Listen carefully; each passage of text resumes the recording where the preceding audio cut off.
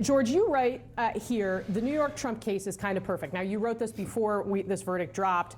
You said his other criminal cases involve lies about the 2016 election, about the military secrets he stole. But the alleged lies in the People v. Trump strike at the core of his moral putrescence, and Trump knows it. What do you make of the verdict that we saw here today? And also David Frum's comments, considering the way this sits in our nation's consciousness and the way it stacks up against some of the other things that Donald Trump is accused of doing. Yeah, well, I actually agreed with everything that David said. And in terms of this verdict, the only thing that really, I was surprised by the fact that so many people were surprised. I was in that courtroom for a number of the days. I read the transcript. I followed along very closely. And this case was never, ever close. It wasn't. There was really no defense. The only defense was that Michael Cohen lied on some other occasions, but on the things that he testified to about Donald Trump and Stormy Daniels and Karen McDougal and the catch and kill scheme with the National Enquirer, all that was corroborated many, many times over by documents. So I'm just surprised at how many people were kind of unwilling to accept this case. That said, I think that this case really does capture Donald Trump in a way. It's where he started. He's been a criminal his entire life, and he cannot help himself. I mean, you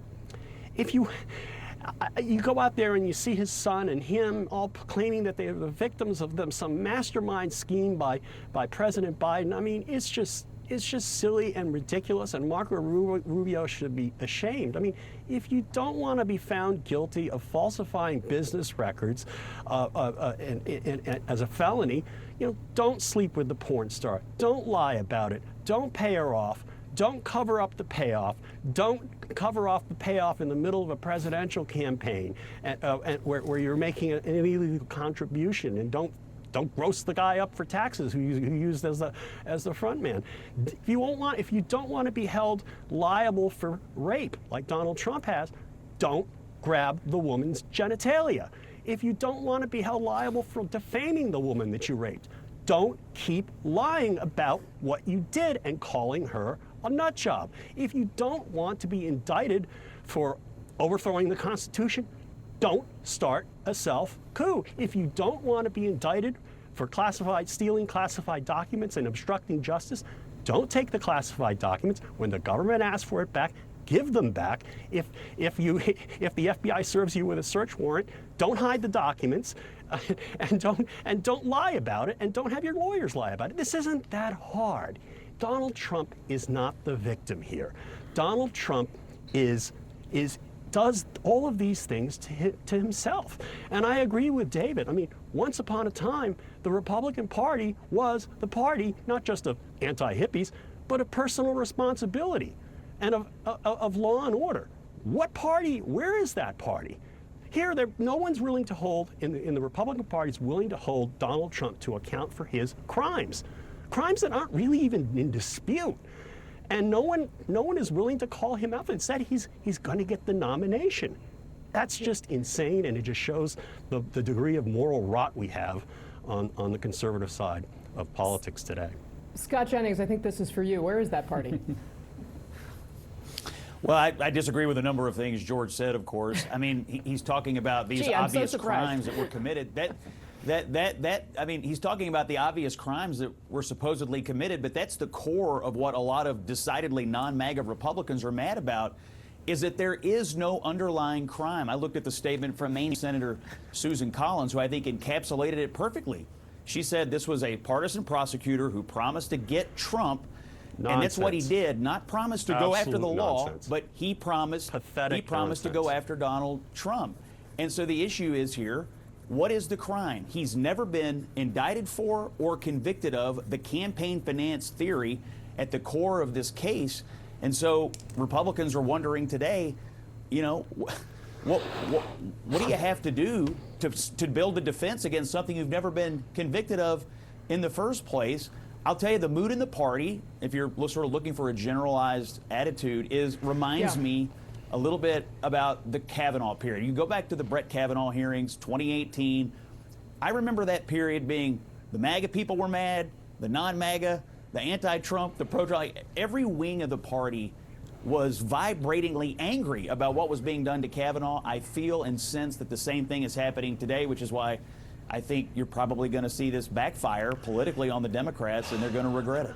I mean, George, I will say, I have heard from some people who really don't want to see Trump get elected in the Republican Party who are concerned that this particular case is just going to drive additional enthusiasm for the former president. I'm interested you respond to that, and you got your face in your hands.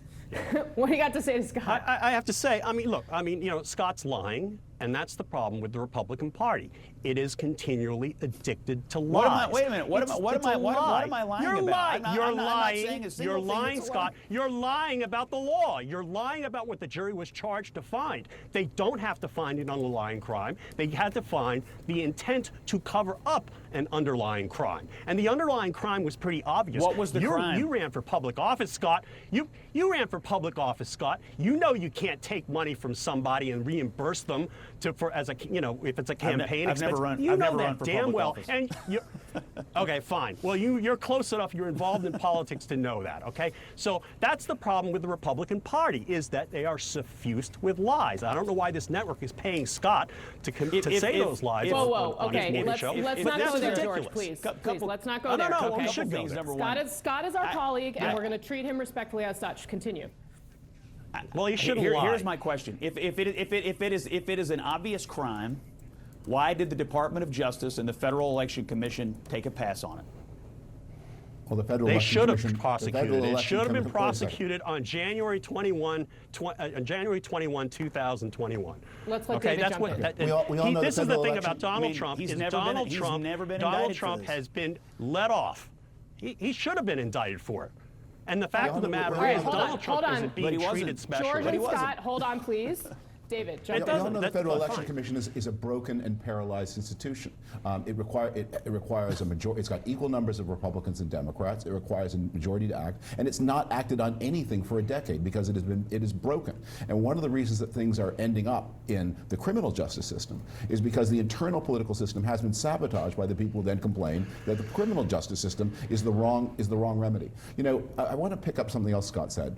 This has become an important Republican talking point that Alvin Bragg vowed to punish Donald Trump. That doesn't seem to be true. People are looking at the record to say, where is this promise that you're talking about? And I wonder, maybe they've mistaken Alvin Bragg for Letitia James, the New York State Attorney General, who did make that promise. But Bragg actually was the person who declined to bring a criminal action based on the civil frauds that then won verdicts of $500 million. But he's been actually quite cautious, not as cautious as Merrick Garland, but still quite cautious. He was not someone who was chomping at the bit to get this president.